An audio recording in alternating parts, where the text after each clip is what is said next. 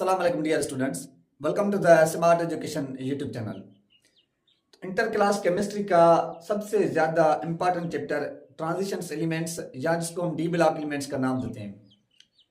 देखिए इस चैप्टर के अंदर काफ़ी बच्चों की कन्फ्यूजन रहती है। कौन सी? इनकी जो पीरियडिक प्रॉपर्टीज़ हैं वो सारी की सारी वेरिएबल प्रॉपर्टीज़ हैं, कभी इंक्रीज कभी डिक्रीज, कभी हमारे पास रिमेन कांस्टेंट्स। तो इस चैप्टर को स्टार्ट करते हैं बिल्कुल बेसिक से। उसके बाद सारे के सारे आपके कॉन्सेप्ट क्या होंगे कि इस चैप्टर में क्लियर हो जाएंगे। मैं कहता हूं कि आप आसानी से एमसीक्यूज इसके बाद आप सॉल्व कर सकते हैं। नंबर 1 पॉइंट्स, यहाँ पे मैंने वर्ड्स लिखा है ट्रांजिशंस एलिमेंट। देखें पीरियोडिक टेबल के अंदर जो ग्रुप है हमारे पास वो दो टाइप के ग्रुप है। कौन से? एक ए ग्रुप जिनको आप नाम देते हैं, दूसरे हमारे पास कौन से ग्रुप है? बी ग्रुप वाले एलिमेंट्स हैं। ए ग्रुप को हम कहते हैं कि ये हमारे पास रिप्रेजेंटेटिव एलिमेंट्स कहलाते हैं। उस रिप्रेजेंटेटिव एलिमेंट्स में दो ब्लॉक है, एक हमारे पास पी ब्लॉक वाले एलिमेंट्स, एक हमारे पास एस ब्लॉक वाले एलिमेंट्स। रिप्रेजेंटेटिव क्यों कहते हैं? क्योंकि ये आसानी से अर्थ पे मिल जाते हैं, एटमॉस्फेयर में मिल जाते हैं, इस वजह से आप इनको कहते हैं रिप्रेजेंटेटिव एलिमेंट्स का नाम देते हैं। और एस ब्लॉक और पी ब्लॉक, एस ब्लॉक में alkali metals, alkaline earth metals, P block में हमारे पास 6 ग्रुप्स आते हैं। तो टोटल 8 ग्रुप हमारे पास जो हैं वो ए ग्रुप वाले एलिमेंट्स कहलाते हैं। इनके साथ हमारा कोई भी लेना देना नहीं फिलहाल, क्योंकि ये हमने चैप्टर्स पढ़ लिया है। अब स्टार्ट करते हैं बी ग्रुप को, कि बी ग्रुप के अंदर टोटल हमारे पास 10 क्या है कि कॉलम्स मौजूद हैं, लेकिन उन 10 कॉलम में से टोटल हमारे पास 8 क्या होते हैं कि ग्रुप आते हैं, लेकिन 8 बी ग्रुप वाले एलिमेंट्स कहलाते हैं। इसके अंदर इनको आप नाम देते हैं किसका? एज ट्रांजिशंस मेटल्स एलिमेंट्स का नाम देते हैं। इनको हम कहते हैं कि ये हमारे पास ट्रांजिशंस मेटल्स एलिमेंट्स कहलाते हैं। ट्रांजिशन मेटल एलिमेंट्स हम क्यों कहते हैं मैं बाद में समझाता हूं। इसके अंदर भी क्या होते हैं कि दो ब्लॉक एलिमेंट्स कहलाते हैं, एक डी ब्लॉक वाले एलिमेंट्स कहलाते हैं, एक हमारे पास एफ ब्लॉक वाले एलिमेंट्स कहलाते हैं। Is also known as outer transitions elements आप इनको कहते हैं। ये हमारे पास आउटर ट्रांजिशंस एलिमेंट्स कहलाते हैं, ये हमारे पास इनर ट्रांजिशंस एलिमेंट्स कहलाते हैं, inner transitions elements.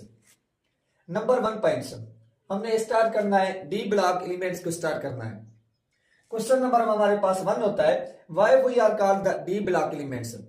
Number 1 points, those element, कौन से हमारे पास? वो elements, those element which have last valence shell electrons, last valence shell electrons जो होता है वो फिल्ड होता है किसके अंदर? डी सबशेल के अंदर, डी सबशेल के अंदर, जिसकी वजह से आप इनको नाम देते हैं किसका? एज डी ब्लॉक एलिमेंट्स का नाम देते हैं। एफ ब्लॉक बाद में मैं डिस्कस करूंगा। दूसरी पॉइंट्स आप इनको कहते हैं कि ये हमारे पास ट्रांजिशंस एलिमेंट्स कहलाते हैं। ट्रांजिशंस वर्ड्स का मतलब होता है कि इंटरमीडिएट, बिटवीन। तो दोज एलिमेंट्स, कौन से हमारे पास? वो एलिमेंट्स, दोज एलिमेंट व्हिच अकर, जो अकर करते हैं किस में? Which occur in between the S and P block elements, S और पी ब्लॉक एलिमेंट्स के बीच में पाए जाते हैं। इस वजह से आप इनको नाम देते हैं किसका? एज ट्रांजिशंस एलिमेंट्स का नाम देते हैं। इन एलिमेंट्स की जो last valence shell electronic configurations होती है वो होती है NS2 और ND, और इसमें से हमारे पास N-1 भी कह सकते हैं, लेकिन 0 से लेकर 10 तक इलेक्ट्रॉन्स के अंदर क्या होते हैं कि फिल होते हैं। तो NS2 हमारे पास ND के अंदर 0 से लेकर 10 तक इलेक्ट्रॉन्स फिल होते हैं। 0 तो नहीं कह सकते, लेकिन 1 से लेकर 10 तक इलेक्ट्रॉन्स भी आप कह सकते हैं, जिनके अंदर हमारे पास क्या होता है कि इलेक्ट्रॉन्स फिल किया जाता है। उसके बाद इन एलिमेंट्स को हम पहचानते हैं सीरीज के साथ। टोटल हमारे पास क्या है कि 10 कॉलम्स हैं।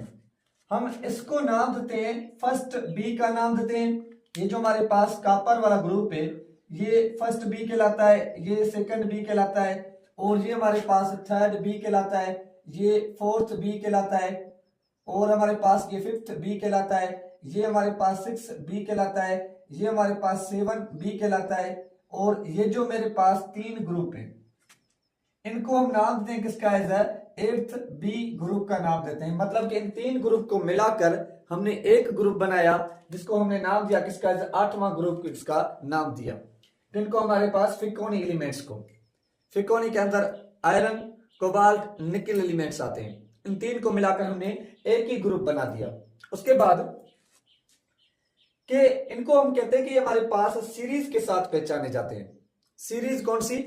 कि हम इसको कहते हैं कि 3D सीरीज, हम इसको कहते हैं कि 4D सीरीज। पूरा का पूरा जो ये मेरा पीरियड होता है 4D सीरीज कहलाता है। हम इसको कहते हैं कि 5D सीरीज, ये पूरा का पूरा जो पीरियड्स होता है वो 5D सीरीज कहलाता है। और ये मेरे पास 6D सीरीज, लेकिन ये हमारे पास जो एलिमेंट्स है वो ब्लॉक वाले एलिमेंट्स हैं। अब बात करते हैं इनको याद करने की। इस पहले एटॉमिक नंबर, इसका एटॉमिक नंबर होता है 21, 22, 23, ये 24, 25, 26 और ये 20 हमारे पास 8, 29 सॉरी। उसके बाद इसमें कहीं पे आपको एक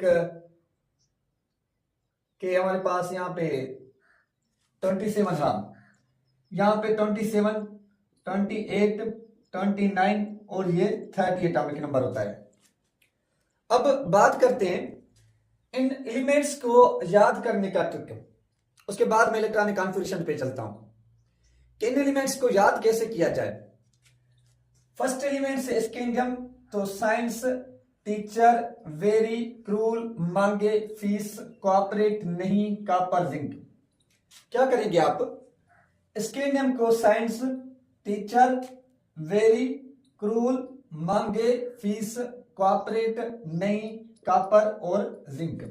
ये आप फर्स्ट सीरीज के लिए ट्रिक बना दें। याद करने के लिए आसान ट्रिक होती है कि साइंस टीचर वेरी क्रूल मांगे फीस कोऑपरेट नहीं कॉपर और जिंक। फर्स्ट सीरीज आपकी याद हो जाएगी पूरी की पूरी, आसान होती है। दूसरी सीरीज को कैसे आपने याद करते हैं? देखिए दूसरी सीरीज जो हमारे पास होती है वो भी आसान है, जिसको 4D सीरीज का नाम देते हैं। 4D क्यों कहते हैं मैं इलेक्ट्रॉनिक कॉन्फ़िगरेशन में समझाता हूं। कौन सा? के यारी जरा निभाना, ये यट्रियम जरकोनियम जरा निभाना, मौत तक, एमओ जो हमारे पास यहां पे मौत तक, रुकावटें राह में पड़ी अगर। तो देखें यारी जरा निभाना, मौत तक, रुकावटें राह में पड़ी अगर तक। तो हमारे पास ये एक आसान ट्रिक पूरी सीरीज को याद हो जाएगी। कौन सी? यारी जरा निभाना, मौत तक, रुकावटें राह में पड़े अगर। तो ये हमारे पास क्या हो जाएगा? पूरी सीरीज याद हो जाएगी।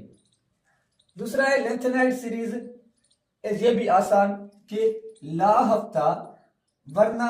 देखें ला हफ्ता, ला हफ्ता, हफ्ता आप फिल्म में मूवीज में देख सुना होगा आपने कि हफ्ता लेने वाले लोग होते हैं भाई साहब वाले। तो वही ला हफ्ता वरना रिहान उसामा इरफान पिटेंगे और मारेंगे। बिल्कुल आसान। कौन सा? ला हफ्ता। उसके बाद हमारे पास कौन सा? ला हफ्ता वरना रिहान उसामा इरफान पिटेंगे और मारेंगे। तो ये हमारे पास आसान में से आसान ट्रिक याद करने का, ये आप अपने दिमाग में बिठा दें। उसके बाद अब हम चलते हैं electronic configuration of the in elements की। मैं क्या करूंगा, स्टार्ट करता हूं इलेक्ट्रॉनिक कॉन्फ़िगरेशन से कि ये मैं इसको मिटा रहा हूं। आप इसकी स्क्रीनशॉट निकालें या पिक्चर्स वगैरह निकालें या इसको आप लिख लें। देखिए कि जो इलेक्ट्रॉनिक कॉन्फ़िगरेशन होती है उसके बाद हम चलते हैं इनकी वैलेंसी पे। फर्स्ट एलिमेंट्स कौन सा है? स्कैंडियम 21 एटॉमिक नंबर, एक ही निकालते हैं, बाकी सब के सब आसान है। 21 एटॉमिक नंबर है 1s2, 2s2, 2p6, 3s2, 3p6, 4s2, 3d1 electrons. देखें 2 इलेक्ट्रॉन्स, 4 इलेक्ट्रॉन्स, तो ये हमारे पास 2, 4, 10, 12, उसके बाद ये 12 और 6 हमारे पास 18, 20 और ये 1, 21। 4s के अंदर इलेक्ट्रॉन्स हमने पहले क्यों फिल किया? क्योंकि s की एनर्जी बिल्कुल कम होती है। According to the Hund's rule s की एनर्जी कम होती है। n+l रूल यूज करेंगे तब भी हमारे पास बात क्या होगी? सेम होगी। क्योंकि ये हमारे पास 3d है, ये 4s है। n+l रूल अगर हम इसमें अप्लाई करते हैं तो n+l रूल के हिसाब से s का जो वैल्यू होता है वो बिल्कुल कम होता है। क्योंकि देखिए ना, ये 4 प्लस में 0 इज इक्वल टू 0, ये 4 हो जाएगा। और 3 प्लस में d का हमारे पास क्या होता है कि 2 होता है। तो इज इक्वल्स क्या हो जाएगा 5 हो जाएगा। तो पहले आप इसमें फिल करेंगे, उसके बाद आप इसमें इलेक्ट्रॉन्स फिल करेंगे, ये हो जाएगा।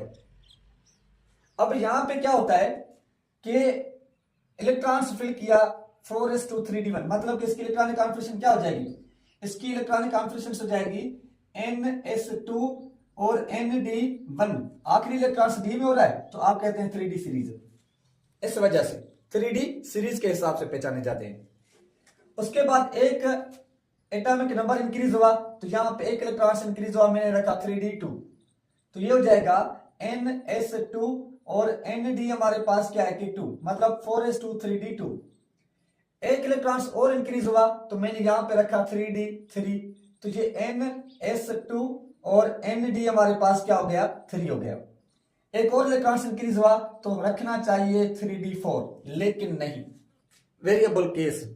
फर्स्ट हमारे पास एक्सेप्शनल केस आ गया, कौन सा, हमने पढ़ा है दो टाइप के ऑर्बिटल्स सबसे ज्यादा स्टेबल होते हैं, कौन से, एक वो ऑर्बिटल्स जो ऑर्बिटल्स फुली फिल्ड होते हैं, मतलब कि ये 2 इलेक्ट्रॉन 3 ये 4 ये 5 6 7 8 9 10 ये इलेक्ट्रॉन्स, ये ऑर्बिटल सबसे ज्यादा स्टेबल ऑर्बिटल्स होता है जो फुली फिल्ड होता है। दूसरा ये ऑर्बिटल्स जो होता है जिसके अंदर पार्शियली फिल्ड होते हैं, पार्शियली फिल्ड भी ज्यादा स्टेबल होते हैं, कौन से, ये वाले सबसे ज्यादा ये, उसके बाद ये स्टेबल होते हैं। तो यहां पे एक इलेक्ट्रॉन से 4d, तो यहां पे 3d4 है, तो ये क्या करता है कि अपने आप को स्टेबल बनाने के लिए इसमें 2 इलेक्ट्रॉन्स थे, एक इलेक्ट्रॉन्स निकालकर यहां पे फिल कर देता है, तो हमारे पास क्या बन जाता है, ये बन जाता है ns1 और nd5।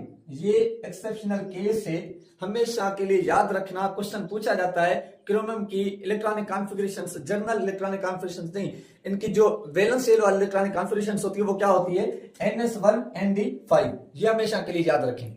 उसके बाद मैग्नीशियम सेम का सेम, 6 इलेक्ट्रॉन्स बढ़े, तो यहां पे हमारे पास क्या हो जाएगा ns2 और ये 3d6 हो जाएगा, तो हमारे पास ये ns2 और nd हमारे पास क्या हो जाएगा यहाँ पे 6 हो जाएगा। एक और इलेक्ट्रॉन बढ़ा तो यहाँ पे आप क्या करेंगे 7 कर देंगे, सॉरी यहाँ पे हमारे पास nd5, तो ये हमारे पास nd क्या हो जाएगा 5 हो जाएगा।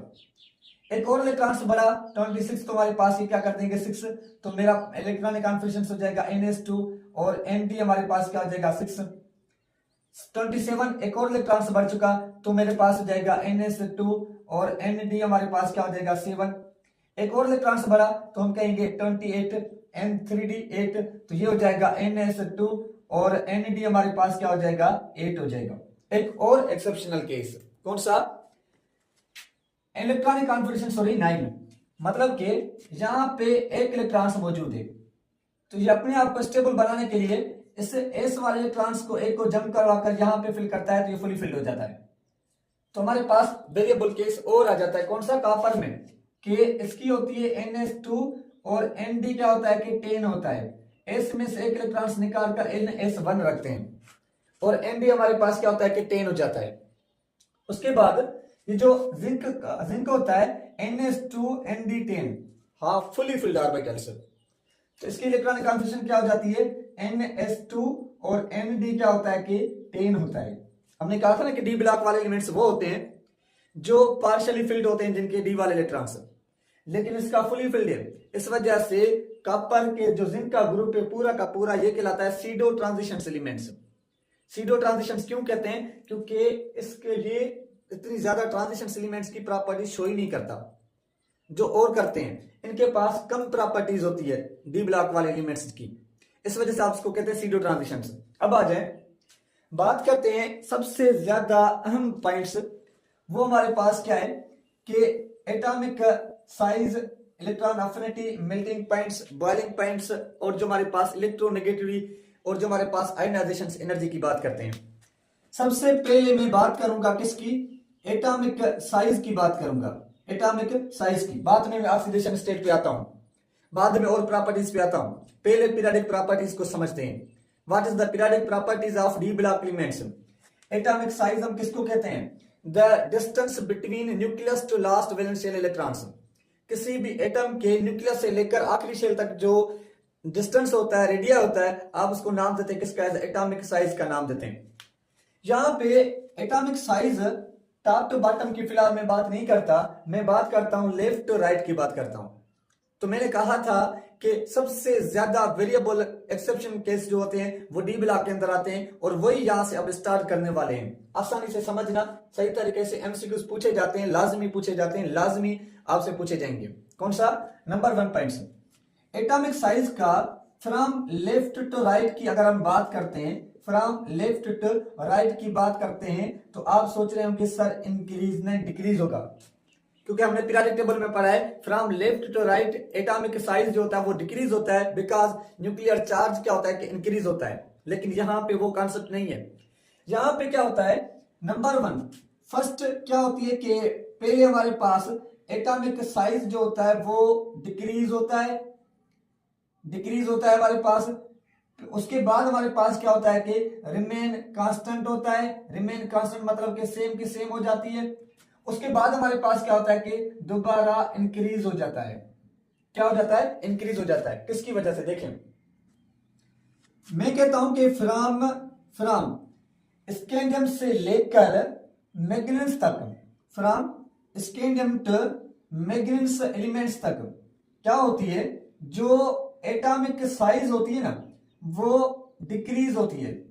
वो क्या होती है कि डिक्रीज होती है। उसके बाद दोबारा फ्रॉम फिकोनी एलिमेंट्स की, आयरन से लेकर फिकोनी में एलिमेंट्स लिख रहा हूं, को ने आयरन की, कोबाल्ट की, निकल की, रिमेन क्या होती है कि सेम होती है, रिमेन कांस्टेंट होती है, इनकी चेंज नहीं होती। उसके बाद फ्रॉम कॉपर से और जिंक की जो होती है, कॉपर और जिंक की, इनकी क्या होती है कि इंक्रीज होती है। अब क्वेश्चन ऐसा क्यों? रीजन समझाता हूं, बिल्कुल आसान रीजन है।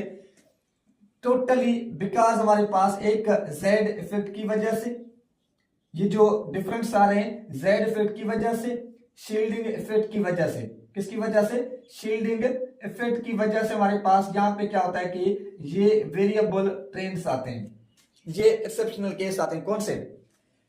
देखिए कि एक मेरे पास एलिमेंट्स है, फर्स्ट शेल, सेकंड शेल, ये थर्ड शेल और ये फोर्थ शेल।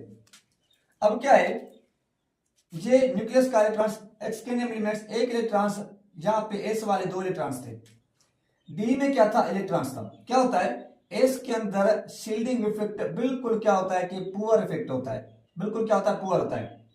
डी के अंदर भी क्या होता है कि शील्डिंग इफेक्ट बिल्कुल क्या होता है कि पुअर होता है, इतना ज्यादा स्ट्रांग नहीं होता, इतना ज्यादा स्ट्रांग नहीं होता। तो ये डी के अंदर एक इलेक्ट्रॉन से, तो ये पहले ही पुअर इफेक्ट। अब उस पुअर इफेक्ट की वजह से इस न्यूक्लियर शील्डिंग इफेक्ट आप कहते हैं किसको है? The effect which reduce the nuclear force. कौन से इलेक्ट्रॉन्स का? आखिरी इलेक्ट्रॉन्स का, वैलेंस इलेक्ट्रॉन्स का, जो न्यूक्लियर फोर्स को रिड्यूस करता है, आप उस इफेक्ट को नाम देते हैं शील्डिंग इफेक्ट का। लेकिन यहां पे क्या होता है, डी के अंदर एक इलेक्ट्रॉन से, तो वो इस शील्डिंग इफेक्ट को इतना ज्यादा नहीं कर पाता, तो वो न्यूक्लियस के फोर्स जो होता है वो इन इलेक्ट्रॉन्स को अपनी तरफ खींच लेता है। तो साइज क्या हो जाती है हमारे पास? डिक्रीज हो जाती है। साइज हमारे पास क्या होती है? कम हो जाती है। इतनी ज्यादा हमारे पास चेंजिंग्स नहीं आती। लेकिन जब क्या हुआ कि प्रोटॉन्स बढ़ा, 2 प्रोटॉन्स हमारे पास आ गए, यहां पे इलेक्ट्रॉन्स भी आया, लेकिन फिर भी क्या हुआ, आप ऐसे समझे कि 22 प्रोटॉन्स, और ये first shell, second shell, third shell, fourth shell, यहाँ पे डी का एक इलेक्ट्रॉन्स, यहाँ पे एस के 2 इलेक्ट्रॉन्स। तो इलेक्ट्रॉन्स डी के अंदर 2 बढ़े, लेकिन नंबर ऑफ प्रोटॉन्स का तादाद भी बढ़ा, तो इतना ज्यादा शील्डिंग इफेक्ट नहीं है। तो ये जो हमारे पास प्रोटॉन्स होंगे, इन इलेक्ट्रॉन्स को अपनी तरफ खींचेंगे, तो और ज्यादा ये इलेक्ट्रॉन्स क्या होंगे? करीब आएंगे। उसके बाद यहाँ पे एक और इलेक्ट्रॉन्स बढ़ चुका, तो लेकिन फिर भी क्या होता है कि नहीं होता। एक और इलेक्ट्रॉन्स बढ़ चुका होता है, फिर भी नहीं होता। एक और इलेक्ट्रॉन्स बढ़ता है, फिर भी नहीं होता। तो जेड इफेक्ट क्या हो रहा है कि इंक्रीज हो रहा है। Scandium, titanium, vanadium, chromium, manganese तक क्या हो रहा है कि नंबर ऑफ प्रोटॉन्स का तादाद बढ़ा है, नंबर ऑफ प्रोटॉन्स का तादाद इंक्रीज हो रहा है। जब नंबर ऑफ प्रोटॉन्स का तादाद क्या हो रहा है कि इंक्रीज हो रहा है, तो हमारे पास क्या होती है कि एटॉमिक साइज डिक्रीज हो जाती है। किसकी वजह से? क्योंकि फ्रॉम स्कैंडियम टू मैग्नीज तक जेड इफेक्ट क्या हो रहा है कि इंक्रीज हो रहा है, और शील्डिंग इफेक्ट इतना ज्यादा नहीं है। शील्डिंग इफेक्ट यहाँ पे क्या है कि पुअर शील्डिंग इफेक्ट है, जिसकी वजह से साइज क्या हो जाती है? सिकुड़ती जाती है, साइज कॉन्ट्रैक्ट हो जाती है, साइज डिक्रीज हो जाती है। लेकिन क्या होता है, जैसे ही मेरे पास यहाँ पे इलेक्ट्रॉन्स बढ़ जाते हैं, कौन से? ये प्रोटॉन्स, ये फर्स्ट शेल, सेकंड, थर्ड, ये फोर्थ शेल, जब यहाँ पे 6 इलेक्ट्रॉन्स आ जाते हैं, 6 इलेक्ट्रॉन्स आ जाते हैं, तो क्या होता है कि अब जितना शील्डिंग इफेक्ट और जितना नंबर ऑफ प्रोटॉन्स का तादाद, मतलब समझिए मैग्नेट्स और क्रोमियम तक यहां पे क्या होता है कि नंबर ऑफ प्रोटॉन्स का तादाद, सॉरी शील्डिंग इफेक्ट और जो हमारे पास जेड इफेक्ट होता है, शील्डिंग इफेक्ट और जो मेरे पास जेड इफेक्ट होता है वो बराबर हो जाता है। जेड इफेक्ट जब दोनों बराबर होते हैं तो ना साइज डिक्रीज होती है ना साइज इंक्रीज होती है, ना साइज डिक्रीज होती है ना साइज इंक्रीज होती है। तो ये से हमारे पास कैडमियम से लेकर यहां तक क्या होता है कि साइज डिक्रीज होती है, और इन एलिमेंट्स की शील्डिंग इफेक्ट और जेड इफेक्ट की वजह से क्या होता है कि साइज रिमेन कांस्टेंट होती है, रिमेन कांस्टेंट होती है, चेंज नहीं होती। लेकिन यहाँ पे शील्डिंग इफेक्ट काफी ज्यादा बढ़ चुका, किस वजह से? क्योंकि यहाँ पे 10 इलेक्ट्रॉन्स आ जाते हैं, कॉपर में Nd10, जिंक में Nd10, डी ऑर्बिट पूरा का पूरा फुली फिल्ड हो जाता है। तो यहाँ पे क्या हो जाते हैं, 10 इलेक्ट्रॉन्स आ जाते हैं। जब 10 इलेक्ट्रॉन्स आ जाते हैं तो ये बाहर वाले 2 इलेक्ट्रॉन्स बिल्कुल बेचारे गरीब हो जाते हैं, न्यूक्लियस उनको अपनी तरफ अट्रैक्ट नहीं करता। जब अट्रैक्ट नहीं करेगा तो ये न्यूक्लियस से काफी ज्यादा दूर हो जाते हैं, काफी ज्यादा दूर चले जाते हैं, क्योंकि न्यूक्लियर फोर्स कम हो गया। जब फोर्स कम हो गया तो न्यूक्लियस से दूर हो गए तो साइज क्या होगी, दोबारा इंक्रीज हो जाएगी। किसकी वजह से? शील्डिंग इफेक्ट ज्यादा हो जाता है, जेड इफेक्ट कम हो जाता है। किसकी वजह से? डी ऑर्बिटल्स फुली फिल्ड की वजह से। तो जो कॉपर और जिंक के इनकी साइज जो होगी वो दोबारा क्या होगी, इंक्रीज हो जाएगी। कॉपर की से जिंक की काफी ज्यादा। डी ब्लॉक में साइज जो होती है from left to right zinc की सबसे ज्यादा होती है। किसकी वजह से? क्योंकि जिंक की इंक्रीज करता है। किसकी वजह से? शील्डिंग इफेक्ट की वजह से, जेड इफेक्ट की वजह से। अब बाकी टॉप टू बॉटम में यहां पे क्या होता है कि हमारे पास ये ट्रेंड चलता है। कौन सा हमारे पास? कि इसमें ये वाला ट्रेंड चलेगा। स्कैंडियम के अंदर यहाँ पे 4 पीरियड्स हैं, इसके पास 5 पीरियड्स हैं। तो स्कैंडियम से इसकी क्या होती है, साइज ज्यादा होती है। स्कैंडियम से एटम की साइज क्या होती है, ज्यादा। मतलब कि 3D सीरीज से 4D सीरीज की साइज ज्यादा। तो यहां पे हमारे पास क्या हो जाएगा, ये ट्रेंड्स हो जाएगा। कौन सा वाला? ये हमारे पास ट्रेंड्स हो जाएगा कि स्कैंडियम से एटम की ज्यादा होती है। मतलब कि जो 4D, मतलब आप इसे समझिए 3D सीरीज की साइज जो हमारे पास है वो बिल्कुल कम है। वो बिल्कुल क्या है कि बिल्कुल कम है। उसके बाद हमारे पास क्या होता है कि एटम की साइज ज्यादा, मतलब कि ये ट्रेंड्स, और इन दो की जो साइज होती है ना वो रिमेन कांस्टेंट्स होती है, इन दो की साइज। किसकी वजह से? शील्डिंग इफेक्ट की वजह से। मतलब कि 4D सीरीज और 5D सीरीज इन दोनों की साइज क्या है कि रिमेन कांस्टेंट से बराबर है। किसकी वजह से? लेंथेनाइड कॉन्ट्रैक्शंस की वजह से, एक्टिनाइड कॉन्ट्रैक्शंस की वजह से। डी ब्लॉक वाले के अंदर एफ ब्लॉक आ जाता है, शील्डिंग इफेक्ट हो जाता है। तो पीरियड्स बढ़ रहा है, लेकिन पीरियड्स बढ़ने की वजह से साइज क्या होता है कि रिमेन कांस्टेंट। बाकी टॉप टू बॉटम में आपके पास यही कॉन्सेप्ट चलेगा कि इनकी हमारे पास ज्यादा, इनकी ज्यादा, इनकी ज्यादा, इनकी ज्यादा, और ये भी ज्यादा, ये भी ज्यादा, लेकिन इनकी क्या होती है, बराबर होती है। अब बात करते हैं किसकी? आयोनाइजेशन से पोटेंशियल एनर्जी की बात करते हैं। ये आपने लिख लिया होगा, समझ लिया होगा कॉन्सेप्ट। अगर ये कॉन्सेप्ट आपने समझ लिया तो मैं कहता हूं कि 100% आयोनाइजेशन एनर्जी भी आपने समझ ली, क्योंकि ionisation energy depends upon the size. अब बात करते हैं किसकी? आयोनाइजेशन पोटेंशियल एनर्जी की बात करते हैं। आयोनाइजेशन पोटेंशियल एनर्जी की बात करते हैं। कौन सी energy? The require amount of energy which remove electrons from a gaseous atoms from outermost shell is known as the ionization potential energy। किसी भी एटम के आखिरी शेल से इलेक्ट्रॉन्स जब हम रिमूव करवाते हैं उस वक्त जो अमाउंट ऑफ एनर्जी यूज करते हैं हम उसको कहते हैं आयोनाइजेशन पोटेंशियल एनर्जी का नाम देते हैं। अब क्या होता है आयोनाइजेशन पोटेंशियल एनर्जी? हमने कहा था is inversely proportional to the size of atom, size of atom पे। आयोनाइजेशन पोटेंशियल एनर्जी जो होती है is directly proportional to the Z effect. Z effect पे क्या होती है कि डायरेक्टली प्रोपोर्शनल होती है। अब मैंने कहा था यहां पे याद करें, जेड इफेक्ट पहले इंक्रीज, फिर कांस्टेंट, फिर डिक्रीज। तो आईपी का वैल्यू जो होगा वो डिपेंड्स करेगा साइज के ऊपर। कौन सा? फ्रॉम स्कैंडियम से लेकर मैग्नीज तक साइज क्या हो रहा था, डिक्रीज हो रहा था। साइज क्या हो रहा था, डिक्रीज हो रहा था। जब साइज डिक्रीज है तो जेड इफेक्ट क्या हो रहा है, इंक्रीज हो रहा है। जब जेड इफेक्ट इंक्रीज हो रहा है तो आईपी का वैल्यू क्या होता है कि इंक्रीज होता है। तो हम कहते हैं फ्रॉम जो आयोनाइजेशन पोटेंशियल एनर्जी है फ्रॉम स्कैंडियम से लेकर मैग्नीज एलिमेंट्स तक क्या होता है कि इंक्रीज होता है। आईपी का वैल्यू क्या होगा, इंक्रीज होगा। किसकी वजह से, रीजन हमारे पास ये कि due to the in from scandium to manganese तक जो एटम की साइज है वो क्या हो रही है कि डिक्रीज हो रही है, और हमारे पास जो न्यूक्लियर चार्ज है वो क्या हो रहा है कि इंक्रीज हो रहा है। जेड इफेक्ट जो हमारे पास है वो क्या हो रहा है कि इंक्रीज हो रहा है। इसकी वजह से आईपी का वैल्यू क्या होता है कि इंक्रीज होता है। ये क्वेश्चंस आप हमेशा दिमाग में बिठा दें, ये ट्रेंड्स काफी ज्यादा इंपॉर्टेंट ट्रेंड्स होते हैं, एमसीक्यूज में ये पूछे जाते हैं।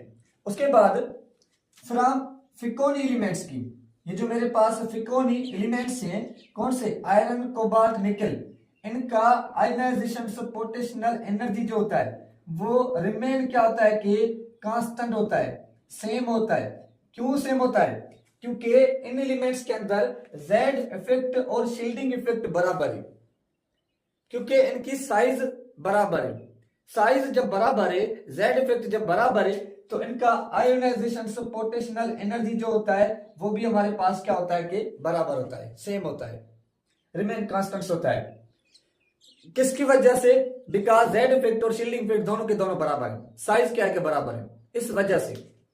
उसके बाद फ्रॉम, अब दोबारा क्या होती है ना, कॉपर की डिक्रीज जिंक की इंक्रीज हो जाती है। अब आप सोच रहे हैं कि ऐसा क्यों, साइज में तो हमने ऐसा कुछ भी नहीं देखा था कि साइज में इंक्रीज हो रही थी साइज, तो दोनों की डिक्रीज होनी चाहिए, लेकिन नहीं। कौन सा, कॉपर की क्या होती है कि डिक्रीज होती है, लेकिन जिंक की क्या होती है कि दोबारा इंक्रीज होती है। ये ट्रेंड चलता है। अब ऐसा क्यों, क्योंकि जिंक के जो इलेक्ट्रॉन्स हैं वो फुली फिल्ड इलेक्ट्रॉन्स हैं। हमने कहा था ना कि ionisation potential energy is directly proportional to the stability of the electronic configurations. D के इलेक्ट्रॉनिक कॉन्फ़िगरेशन सबसे ज्यादा stable, D10 electrons, NS2 electrons. आप वहां से इलेक्ट्रॉन कैसे निकालेंगे, लेकिन हाँ कॉपर का इलेक्ट्रॉन्स निकाल सकते हैं, क्योंकि NS1 इलेक्ट्रॉन से आसानी से निकालेंगे। तो कॉपर की क्या होती है डिक्रीज, और जिंक की क्या होती है इंक्रीज हो जाती है। तो ये ट्रेंड्स आपका चलेगा। बाकी टॉप टू बॉटम में साइज बढ़ी है, और साइज बढ़ेगी तो आयोनाइजेशन पोटेंशियल एनर्जी क्या होगी, डिक्रीज हो जाती है। मेटालिक कैरेक्टर्स भी आपका इसी ट्रेंड्स पे चलता है। तो ये पॉइंट्स आप अपने दिमाग में बिठा लें आयोनाइजेशन पोटेंशियल एनर्जी का। अब बात करता हूं मैं किसकी, इलेक्ट्रोनेगेटिविटी की बात करता हूं। तो व्हाट इज द इलेक्ट्रोनेगेटिविटी हम कहते हैं the tendency of an atom to attract the shared pair electrons is known as electronegativity. कि किसी भी एटम के पास ऐसी हमारे पास एबिलिटी हो कि वो शेयर्ड पेयर इलेक्ट्रॉन्स को अट्रैक्ट करे अपनी तरफ, आप उसको नाम देते हैं किसका, एज इलेक्ट्रोनेगेटिविटी का नाम देते हैं। The tendency of an atom to attract shared pair electrons, shared pair electrons को अट्रैक्ट करे, कौन से, जो कोवेलेंट बॉन्ड्स के अंदर बनते हैं।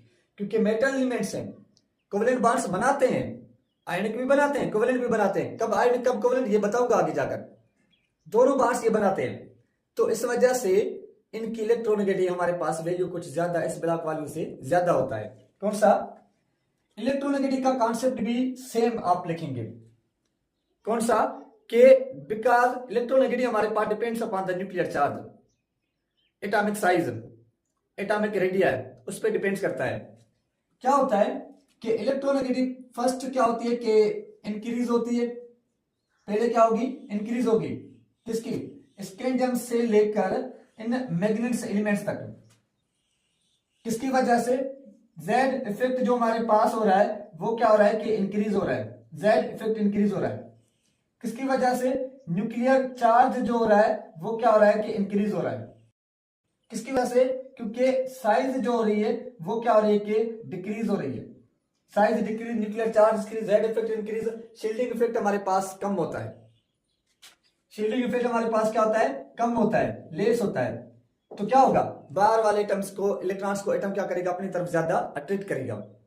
उसके बाद दोबारा हमारे पास क्या होती है, फ्रॉम फ्रिक्वेंट एलिमेंट्स की, आयरन, कोबाल्ट, निकेल एलिमेंट्स की जो इलेक्ट्रोनेगेटिव हमारे पास होती है वो क्या होता है कि डिक्रीज होता है, कम, सॉरी रिमेन कांस्टेंट होता है। 1.3 हमारे पास होता है, रिमेन कांस्टेंट होता है, सेम होता है। किसकी वजह से, क्योंकि उस वक्त जेड इफेक्ट जो हमारे पास होता है वो इफेक्ट और शील्डिंग इफेक्ट जो हमारे पास होता है वो बराबर होता है।